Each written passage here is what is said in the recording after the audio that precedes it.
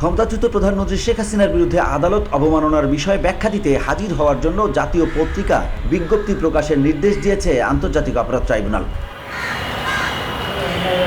আগামী 7 দিনের মধ্যে একটি বাংলা ও একটি ইংরেজি দৈনিকে সংক্রান্ত বিষয়ে বিজ্ঞপ্তি প্রকাশ করতে রোববার এই নির্দেশ দেয় আদালত। এদিন প্রসিকিউশন জানায় 226 জনকে হত্যার লাইসেন্স পেয়ে গেছি বক্তব্যের জন্য শেখ হাসিনা সহ 2 জনকে হাজির হতে পত্রিকায় বিজ্ঞপ্তি দেওয়ার নির্দেশ দিয়েছে আন্তর্জাতিক অপরাধ ট্রাইব্যুনাল।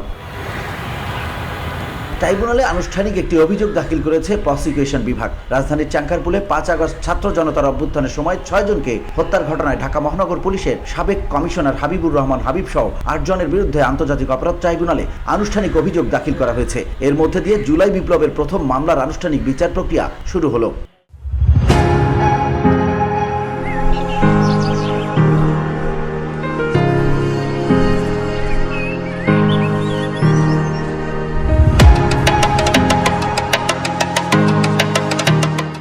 গত 21 এপ্রিলে মামলার তদন্ত শেষ হয়। প্রসিকিউটর গাজী এম.এইচ তামিম জানান, ট্রাইব্যুনাল আনুষ্ঠানিক অভিযোগ আমলে নিলেই বিচারের পরবর্তী ধাপ শুরু হবে।